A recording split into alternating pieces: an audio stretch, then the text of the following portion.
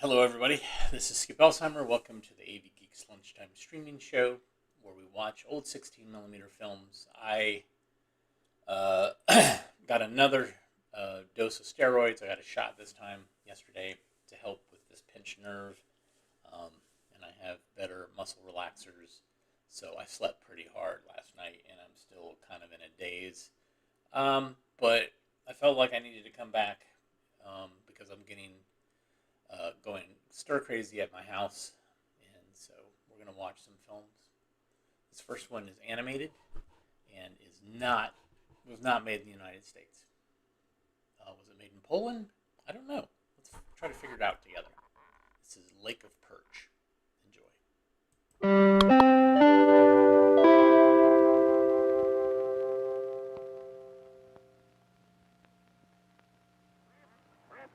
The Lake of Perch.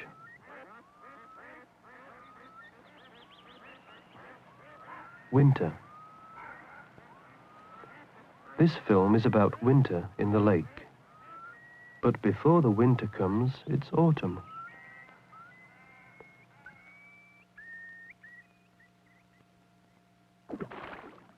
Down in the lake, the water plants are very dense, and they make a lot of oxygen for the fish. The fish need oxygen to make something out of the food they eat. These are bleaks.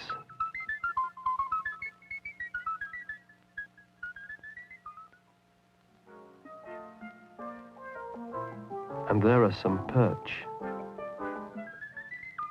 The thing is to eat a lot of food now so as to get through the winter.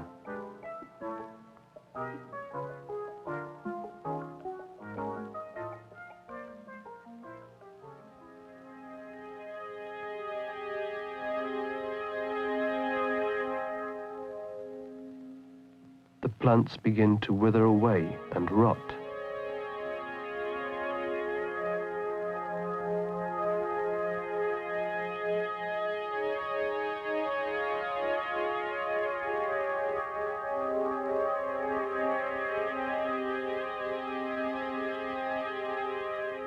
These small dots are plankton.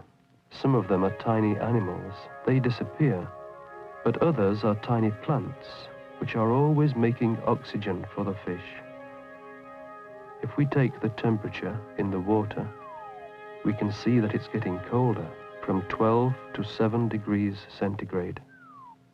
Fish are cold-blooded animals, and so they have the same temperature as the water. Here's a frog that's going to hibernate. That's its way of surviving the winter. The carp hibernates too. It wriggles its way down into the mud and sleeps until spring.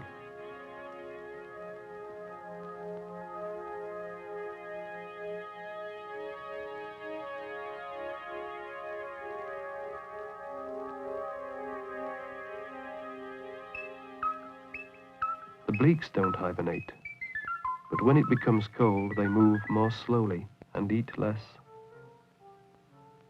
The perch is still hunting.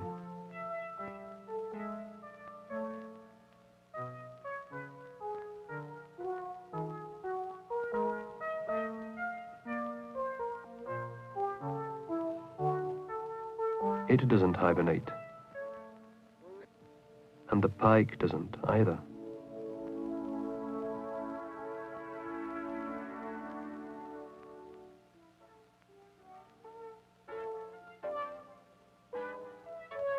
Now it's really winter. It snows and ice forms on the water. Down under the ice, it's getting colder too, right down to 3 degrees.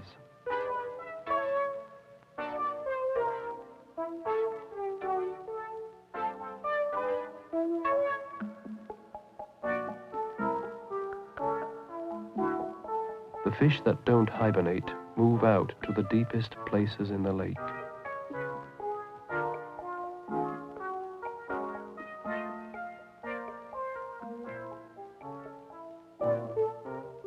It's hard to find something to eat.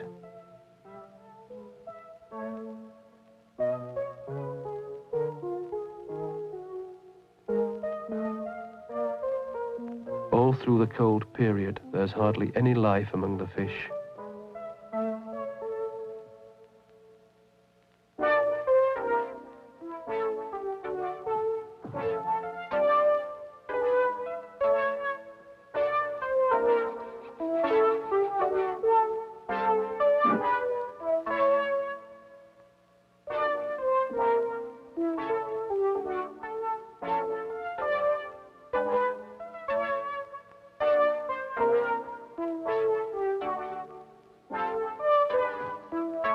The fisherman's put a branch in the hole to warn others. Even though the water freezes again quickly, the ice will be much thinner just here. The fish are very hungry now. But what if they're the same size?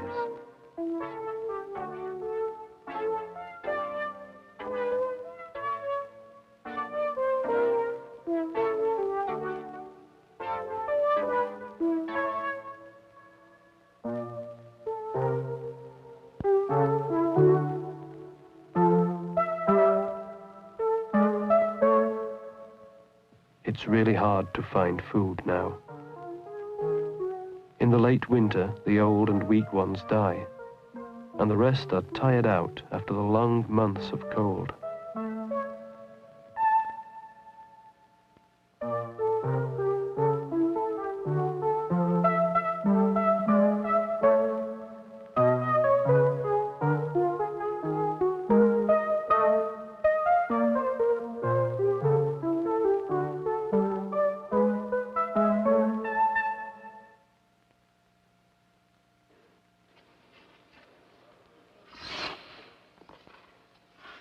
At last the ice breaks up. The temperature rises. It gets warmer. Now the spring comes.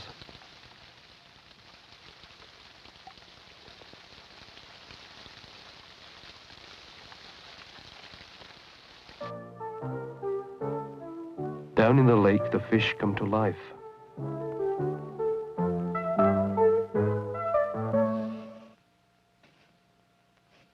The carp wakes out of his hibernation.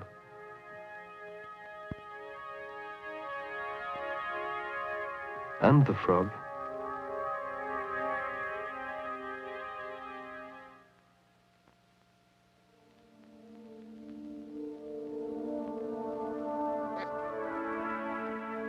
As the water gets warmer, the fish become warmer too, and they begin to move more quickly. The light becomes brighter, and the bottom of the lake flourishes with plant life.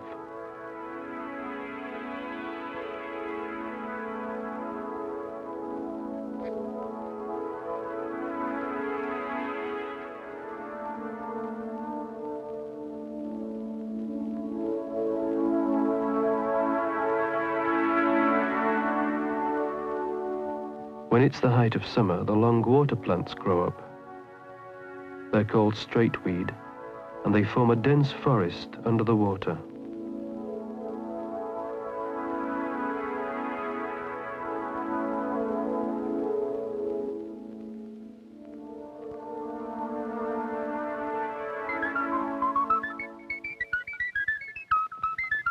Now there's real life in the fish again.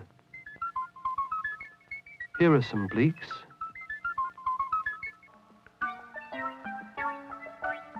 And here are some young perch.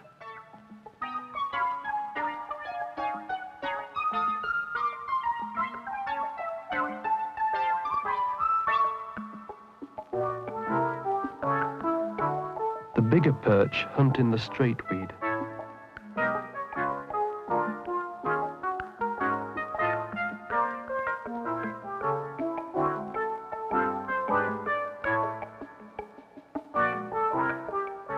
What's that? A snail. There's a pike.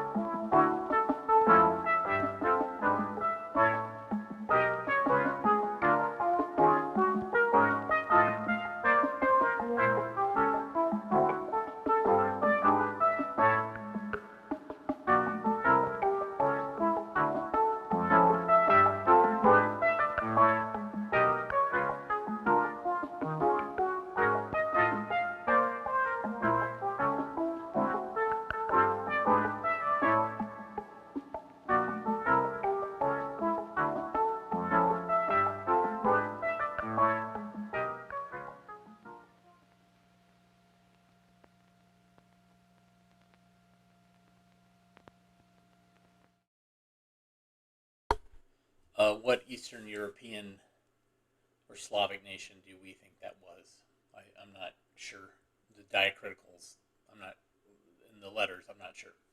But it's interesting. Yeah, I mean, the fact that it's animated it's beautiful, but it also makes me doubt, like, what is the information? Is it being correctly portrayed and shown if it's not actual footage of Perch? But maybe that's just me. All right, so this is the film that Centron got an Academy Award nomination for.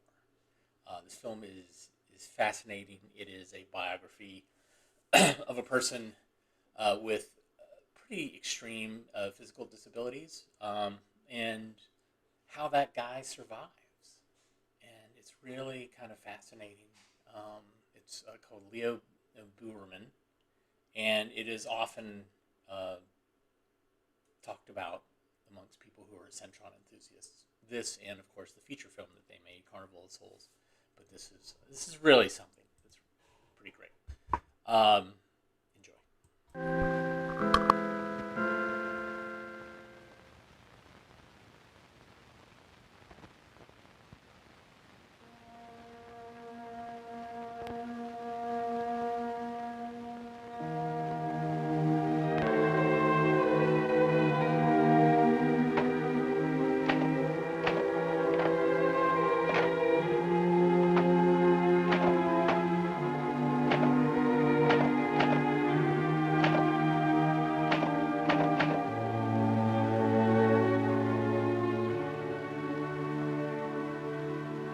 Another day is breaking. For Leo, the 24,373rd day of his imprisonment.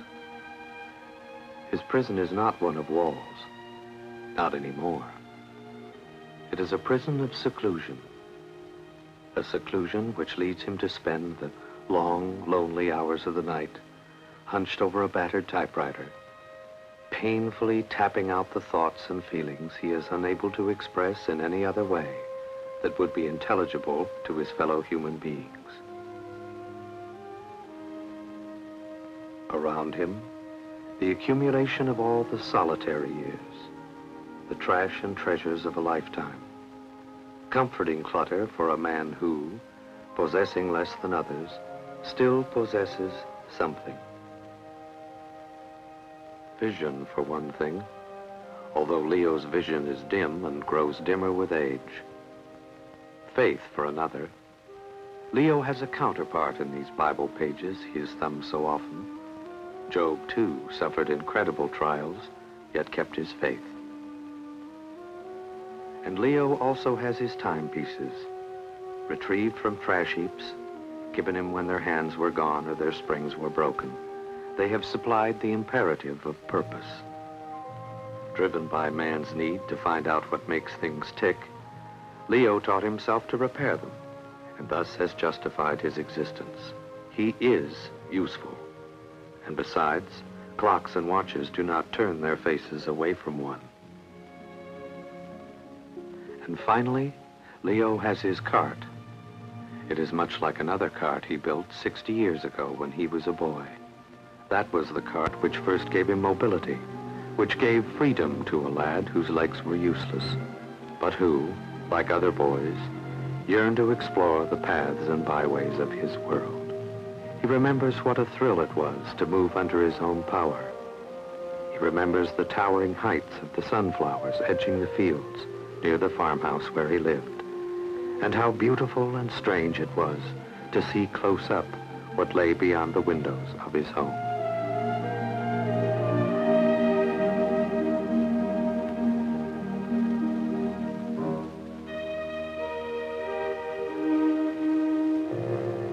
What might seem perfectly ordinary to other boys sometimes loomed so large as to be frightening to Leo.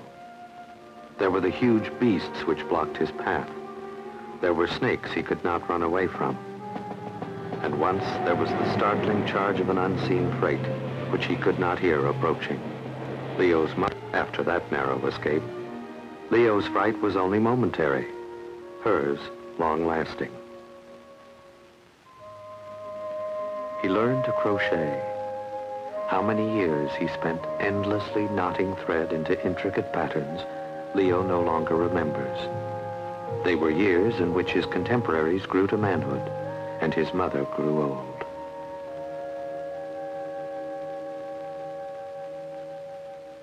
And then his mother was gone. There was no one left to say that Leo must spend his life within walls. It is not good for a man to live alone. He needs the company of others, and others can be found in the town. Leo Beuerman, a person, imprisoned since birth in a prison that is not made of walls, a prison of flesh and bone, his own warped and twisted body.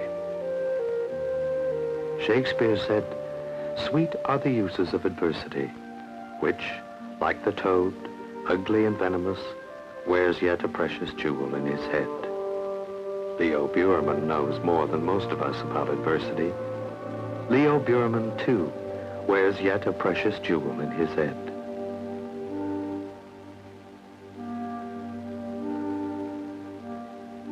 Behind the age-dimmed eyes, a mind undimmed and searching.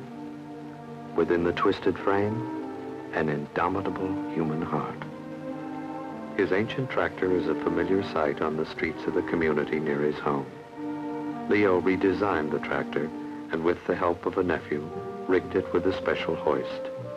Each day, he drives it into town and parks it in the place, which by common consent of the townspeople has become his place. He does not ask for help. He does not need it. As with infinite patience, he goes through the tedious ordeals that are the accepted pattern of his life. The cart, Leo and all, goes hand over hand to the sidewalk. What does it matter if size and strength are limited? Pulleys and chains will suffice. What does it matter if the simple actions involved in maneuvering the cart around the tractor are painful and time-consuming? Pain can be ignored, and time must be filled in some way.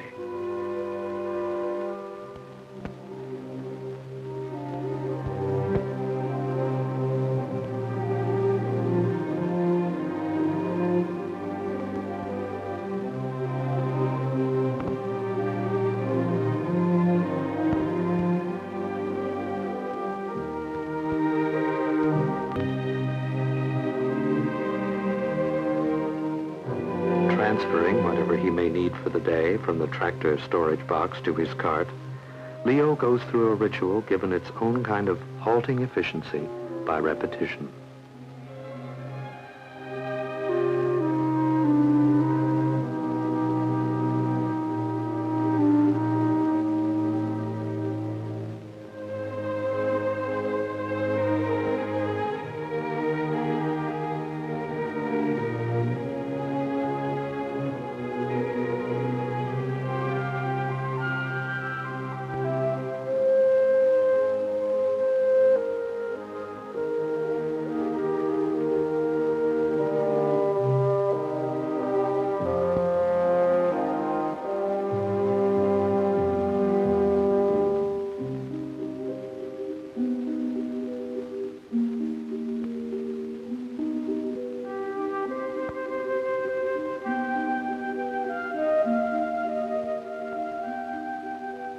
An action need not alter the course of human events to become heroic.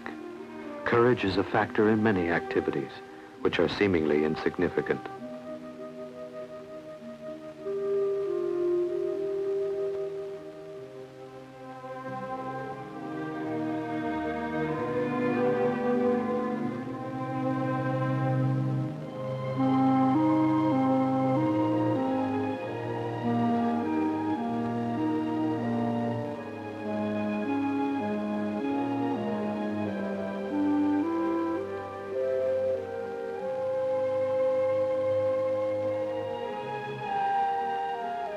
His cart, which once meant freedom from four walls, now has become, in addition, freedom from dependency on others for the food he eats, the clothes he wears. Leo is a merchant. His cart is his place of business, a display case for his wares. In the businessman's tradition, he stands behind what he sells. I guarantee it. A businessman does not expect customers to wink at shoddy goods. A merchant has no need for charity.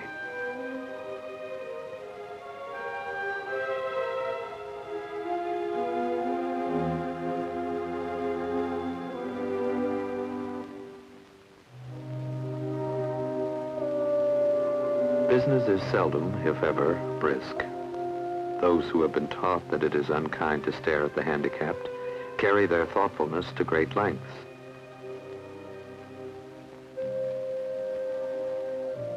It is mostly children, not yet aware that we ignore those who are different, who suddenly remember that they could use a new pencil or a ballpoint pen or something else which Leo has to sell.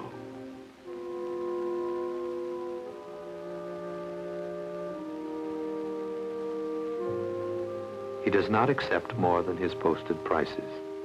Each customer's change is precisely and accurately counted out.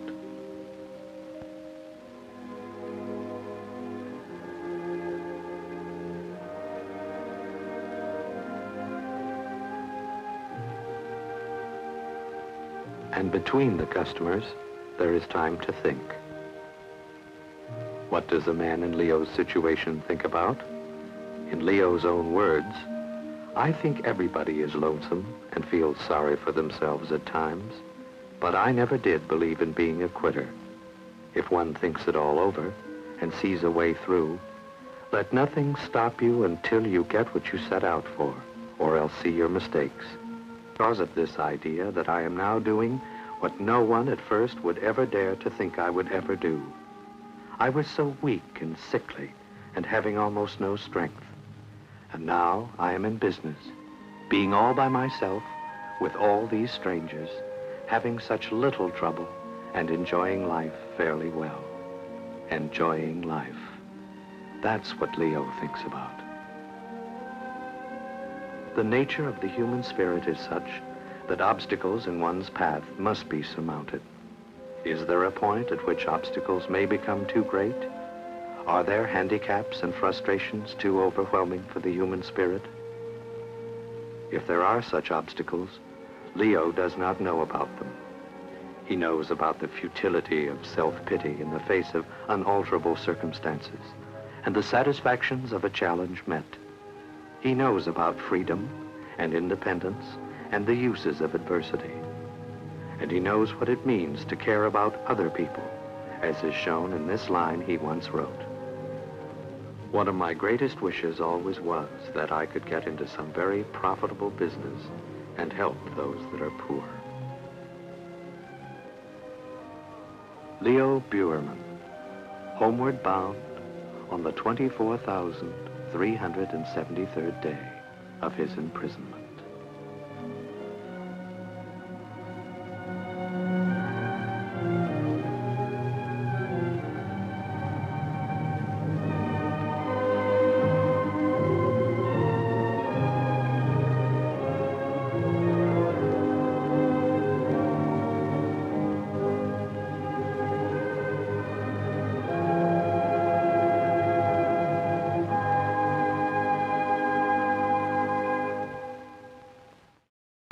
Tenacity of the human spirit. That's what that's all about. Surviving in spite of it all. That's what I'm about. Okay, this next film is a departure. This is discovering ideas for art. Enjoy.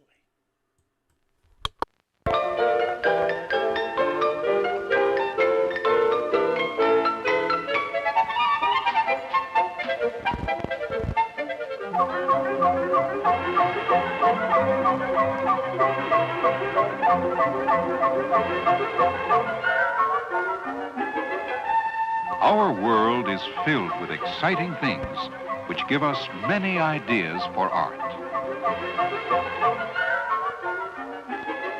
Everywhere, every minute, there are things to see.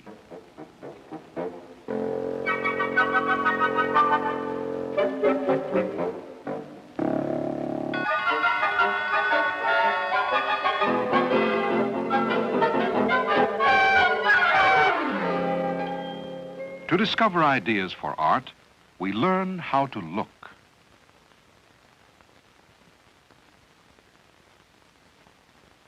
And inventive use of what we see will lead to many new and creative ideas for art.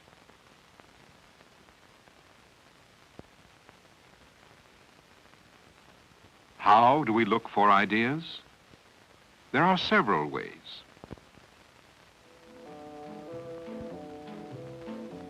First, we search out the many varieties of each object. What does a fish look like? A fish may be this,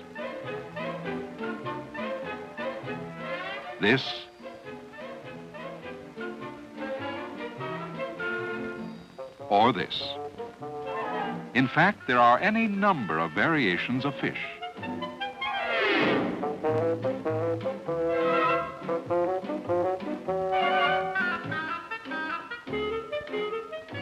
We select this little round yellow spotted one to draw.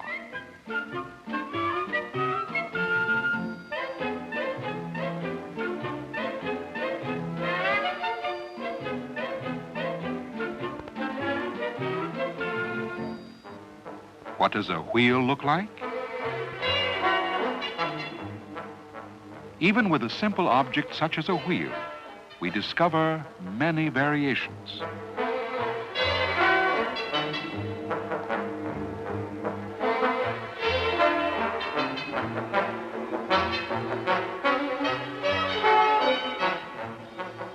Perhaps this is just the right one for a poster design.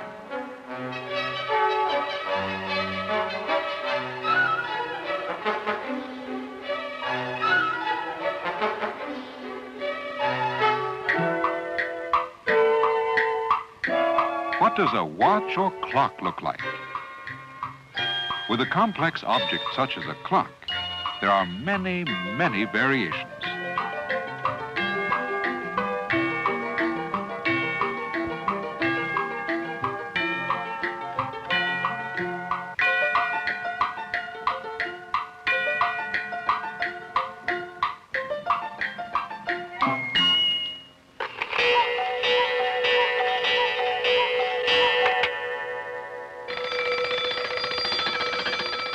This alarm clock is used in this bright paper cutout and line project. By carefully searching out the many varieties of each object, we begin to discover how to look.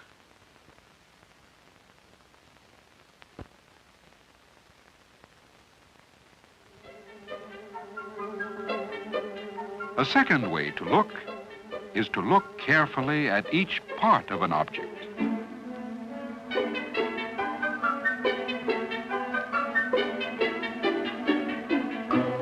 What is the shape of an object? Is it a triangular shape?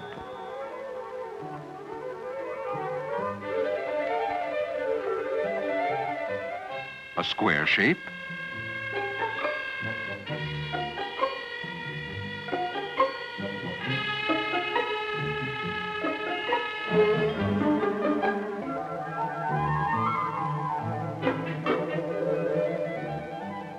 Round shape,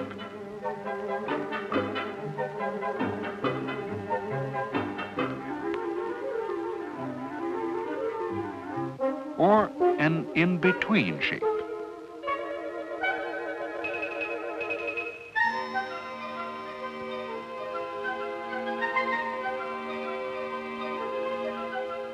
This artichoke cut in half can be painted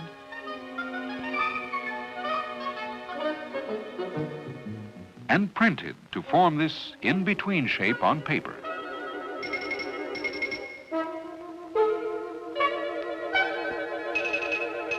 What is the color of an object?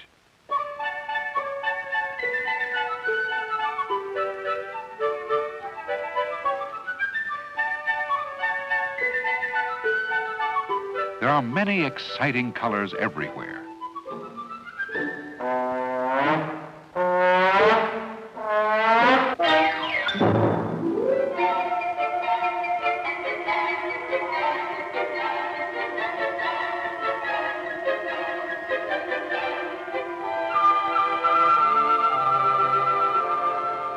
and the color we see can be matched in paint.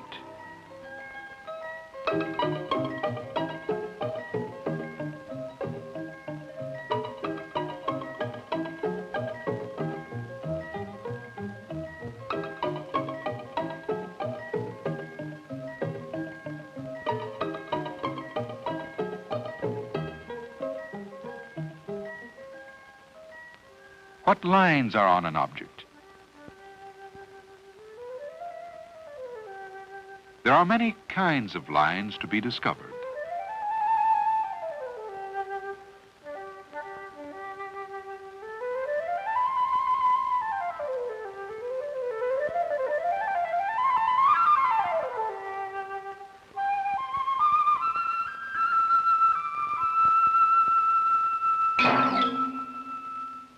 The many overlapping lines formed by these pickup sticks is the beginning idea for a line drawing.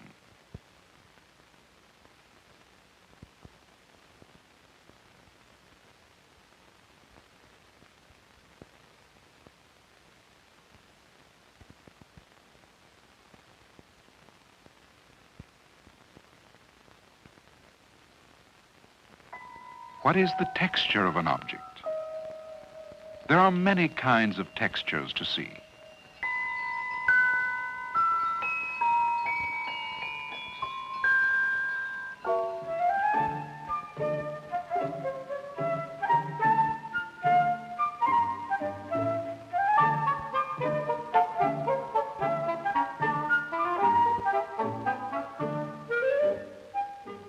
The texture of this old wood can be transferred to paper by rubbing crayon over the paper.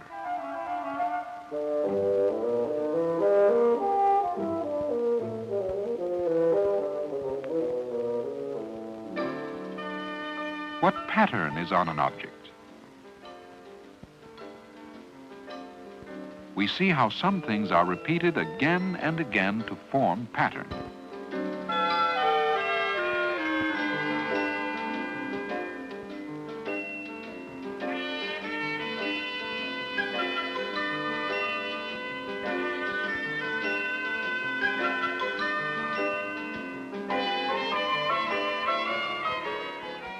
The row pattern or repeat of these flowers is used for this paper cutout.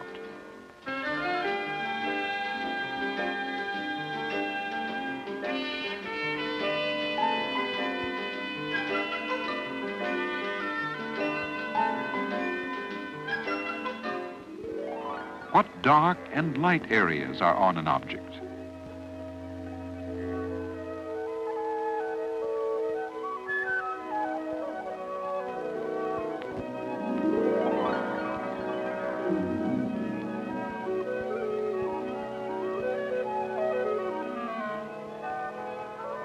When light falls on objects, we see many variations of dark and light.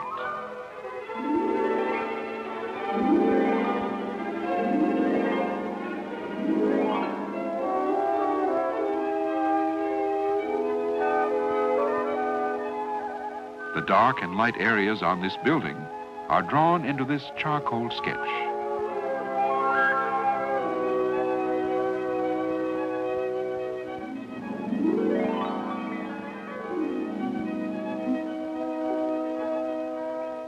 So, in looking carefully, we not only look at this whole tree, but we look closely at all of its parts. It is made up of many colors, a variety of shapes, thick and thin lines,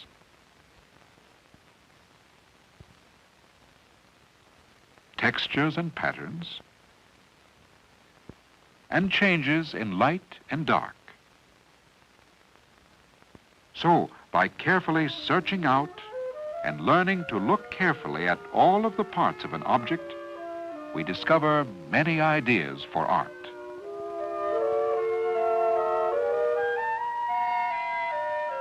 However, looking is only the beginning. Inventive use of what we see is the final step in discovering ideas for art. This bird can can be the beginning for a number of ideas.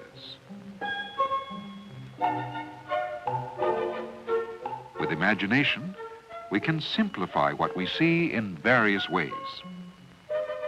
We use simple shapes with few details.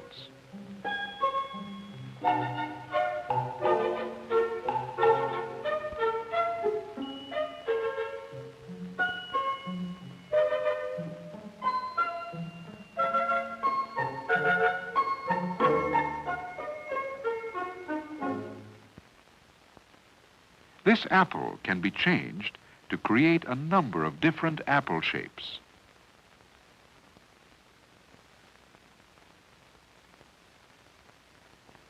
There are many ways to change what we see. We can flatten, create a patterned surface, surround with a heavy line, change color, use texture to change the surface, divide into many parts, change position and shape, and build with many dots.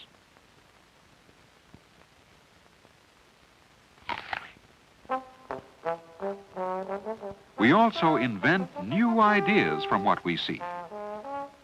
The shape of these arches may be the beginning of this design cut out of wood.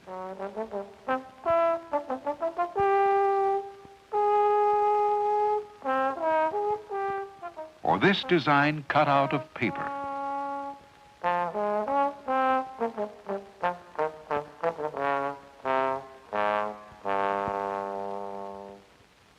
So, to discover ideas for art, we first search out the many varieties of each object. Looking for a bird, we discover there are many kinds of birds.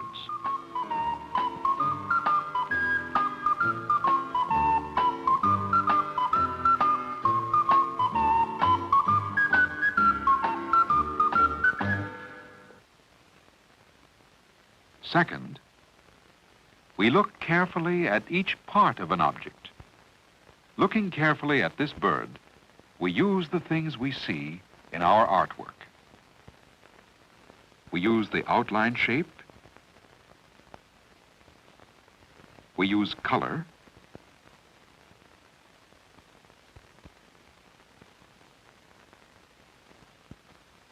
Line.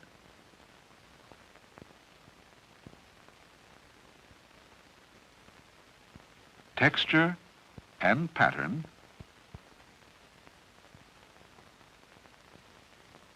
and dark and light.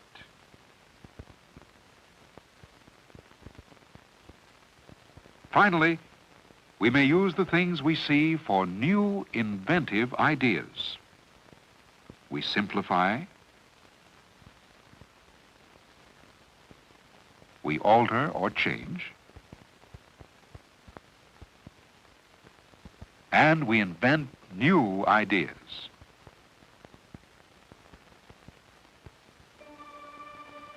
And so, by really looking and using what we find, we can create exciting art from the world around us.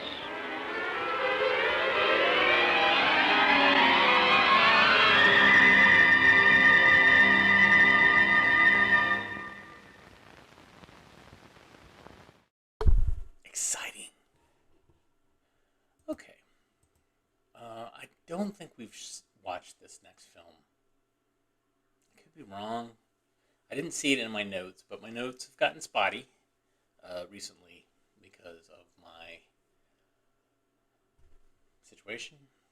But this is Island Nation, Japan, and this is part of the series A Land and Its People that we've been showing a bunch from the late 40s, early 50s. So this is post-war, World War II Japan. Enjoy. Stand the earthquakes that sometimes shake our nation. Tokyo's subway carries thousands of people back and forth to work every day. It was designed by Japanese engineers who studied abroad.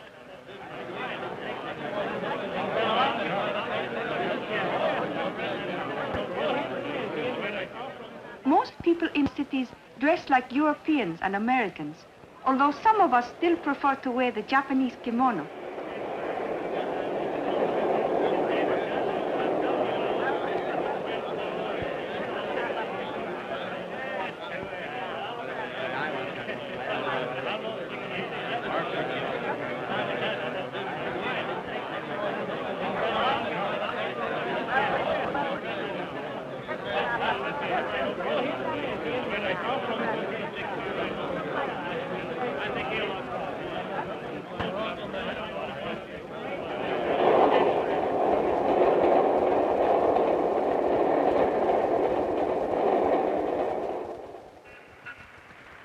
In Tokyo's business district is the busy stock exchange building.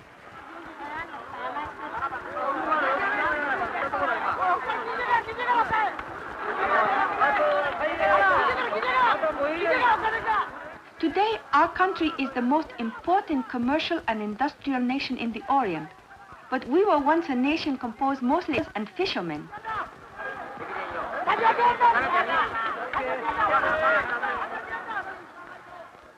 Japanese prosperity depends almost entirely upon foreign trade. We must import most of the raw materials needed for our industries, for we have so few natural resources of our own.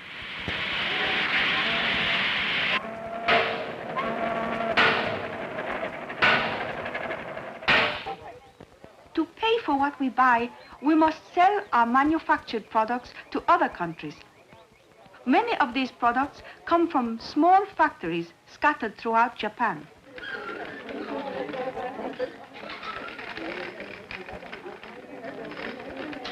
We sell our products cheaply because we use modern machinery and pay lower wages to our workers than are paid in most of the Western nations.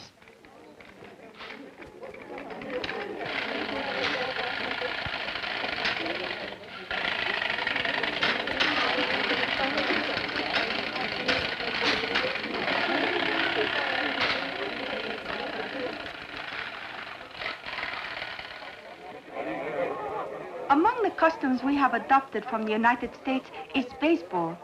This game is now the national sport of Japan.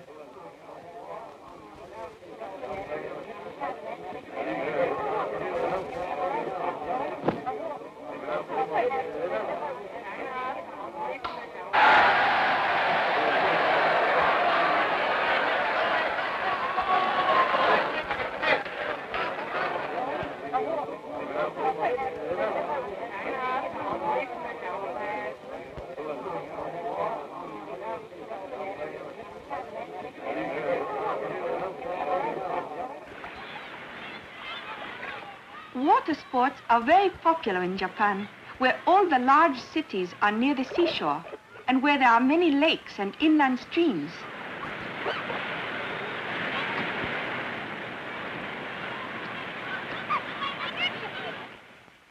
We are proud of the progress our country has made in public education. There is an elementary school in every town, and all children are required to attend.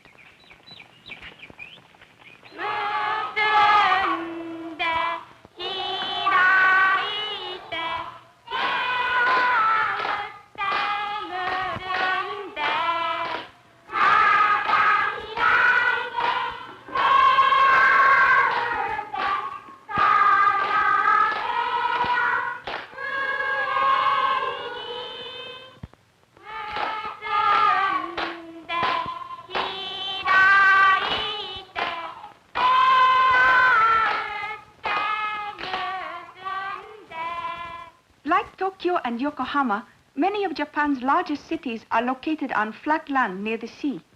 But the interior of our country is mountainous. The farmers in these regions have little fertile soil for their crops. Mount Fuji is the highest mountain in Japan and one of the most beautiful mountains in the world. Many modern railroads connect Japanese cities with towns and villages in the rural areas. My cousins, the Sugimotos, live on a farm in the country near Mount Fuji. Every year, during my summer vacation from school, I make the trip from Tokyo to visit them.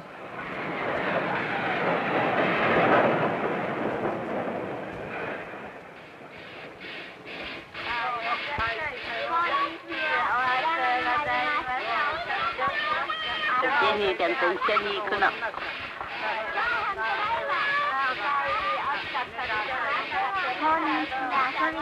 よく来ましたね。The Sugimoto farm is several miles away from the village where my train stops. The family often comes to town to shop and to sell the crops which are taken by rail down to the big markets in the city.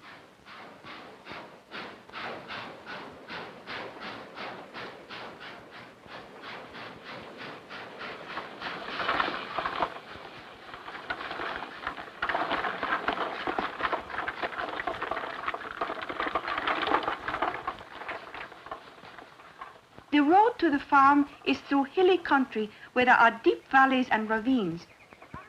Up here in the highlands during the summer, the climate is hot and there is a great deal of rain. My cousins use their horse for occasional trips to the village, but most of the time the animal works in the fields. The Sugimoto farmhouse is built of wood which comes from the forest. My cousins live on their own land, unlike many Japanese farmers who live in villages. Welcoming a guest into a Japanese home is a ceremony.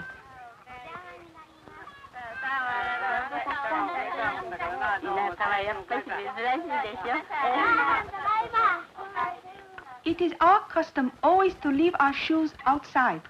No one in Japan enters a home with shoes on.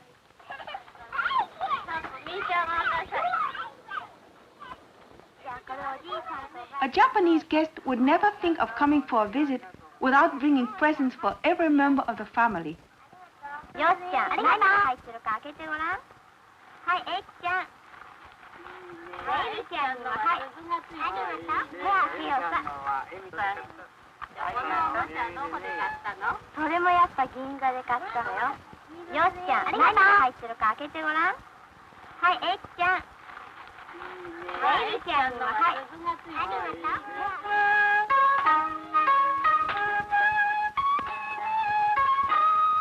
When there are guests, a Japanese family likes to have some kind of special entertainment which everyone can take part in and enjoy.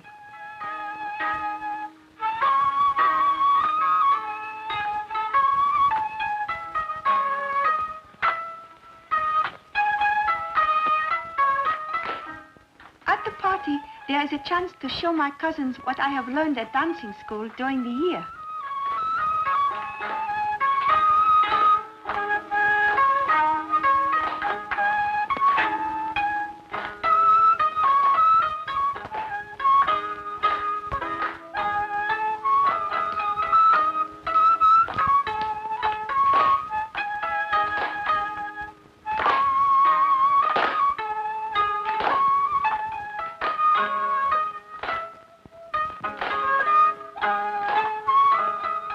The evening's entertainment does not last too long, for we must all start the farm work early in the morning.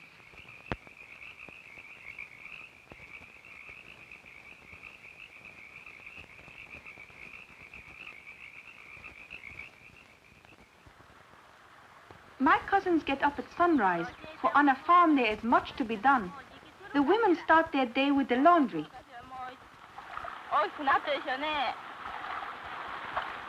We are fortunate because a swift mountain stream flows by the door. Farm families often have to carry water to their homes.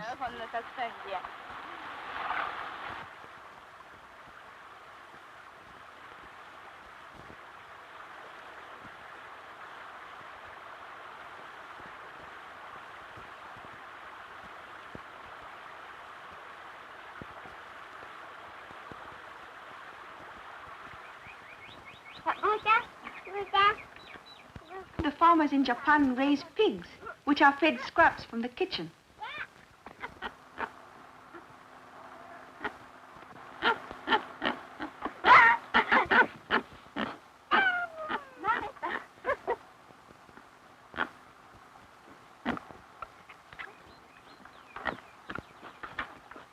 The Sugimotos have a cow, which is used for farm work like the horse.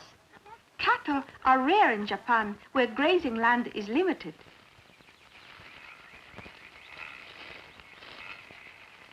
For most of our farmers, the most important crop is rice, which grows best in a warm, damp climate. My cousins grow a great deal of rice, but they also raise wheat.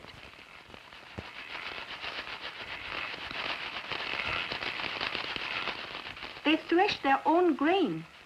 A current of air from a wooden fan blows the husks away from the kernels.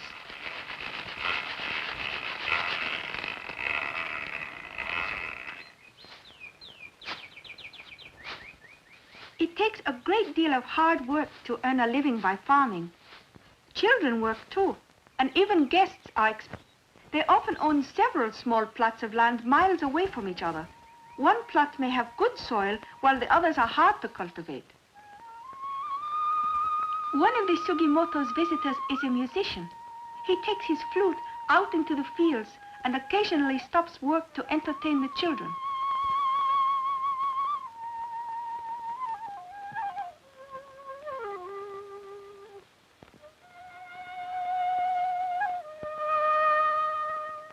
To make use of every foot of land, terraces are cut into the sides of the hills. Fruits and vegetables are planted on land where rice and other grain does not grow.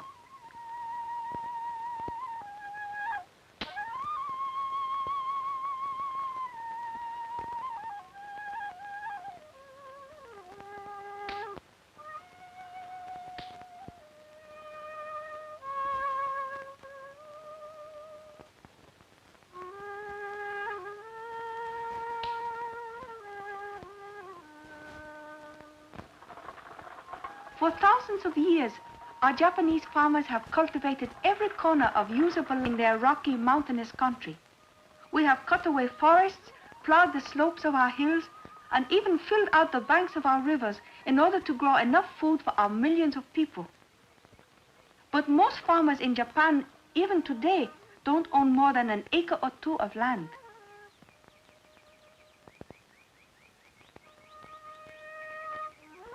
A hilltop terrace is the best place for the Sugimoto's watermelon crop. Such crops, which need sun, are seldom planted in the valleys, which have too much shade.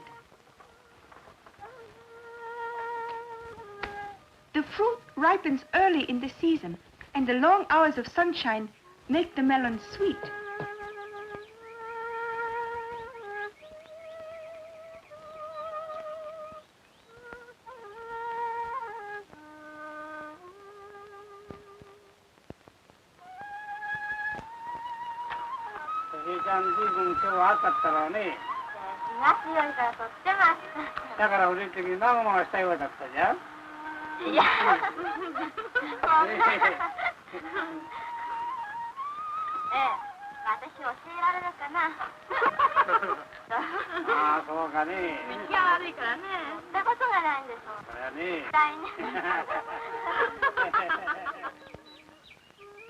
Only about half of the people in Japan are farmers like my cousins, but in most other Oriental countries, there are many more farmers than city people.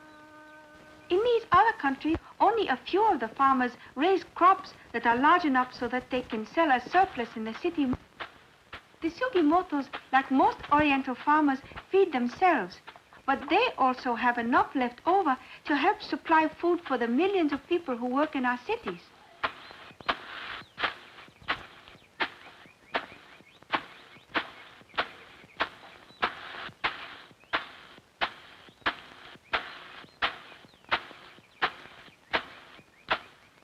When the wheat is threshed and put into bags, the Sugimotos take it to the nearby village, from where it is shipped down to the cities on the coastal plains.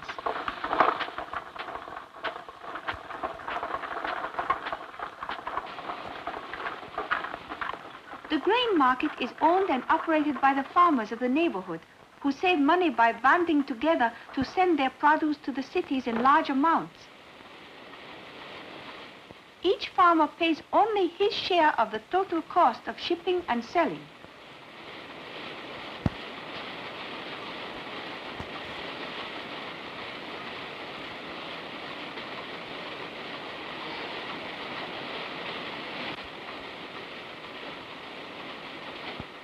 After the grain has been weighed, it is inspected. A sample from each sack is taken out to determine the quality of the grain.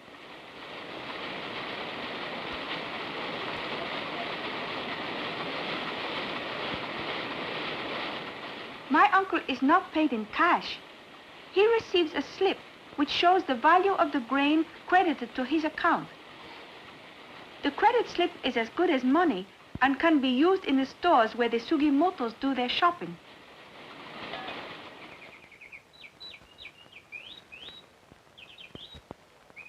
Horses are sometimes used for farming in Japan. Machinery cannot be easily used in our mountainous country, and besides, it is expensive.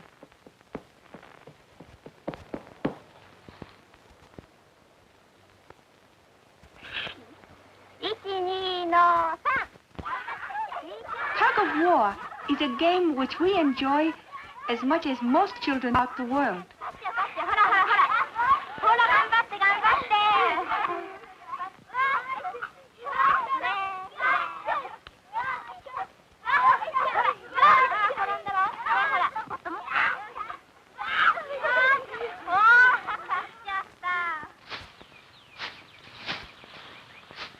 Although some Japanese farmhouses have roofs made of slate, most of our homes have roofs made of straw.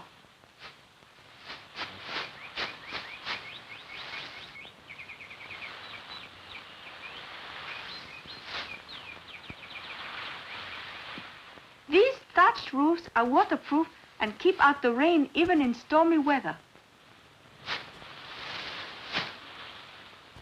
After the wheat and rice crops are harvested, the leftover straw is carefully saved. In one way or another, the Sugimotos find a way to use almost everything grown on their farm. Except for such things as sugar, fish, and tea, the food our farm families eat comes mainly from their own land. Japanese are very fond of bathing and are a very clean people.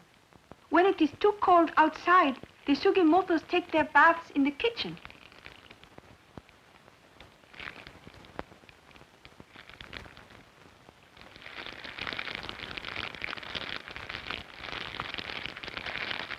One of our favorite meals for special occasions is kiyaki, stew made of meat and vegetables and served with rice. We eat rice with every meal.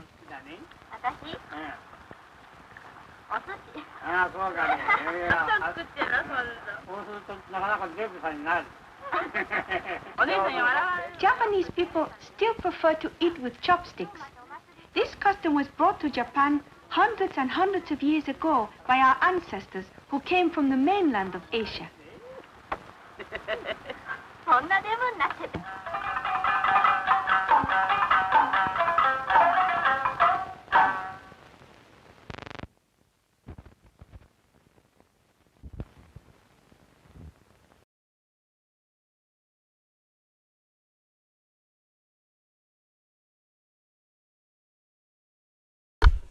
All right. It was great seeing everybody today. Thank you for all the comments, thumbs ups, the likes, etc. I was getting some shut-eye on the couch with the heating pad, and it wasn't great, but it wasn't bad. So we still did a show. I didn't miss my cues for the most part, and so hopefully I'll get better each day, and I'll be back and be more enthusiastic, and we'll watch more films. All right. Thanks so much for tuning in. We will see you tomorrow, Wednesday. And everybody have a great rest of your day. The headlines are absolutely horrible. And so I've just been looking at pictures of the moon. All right. Love you guys very much. And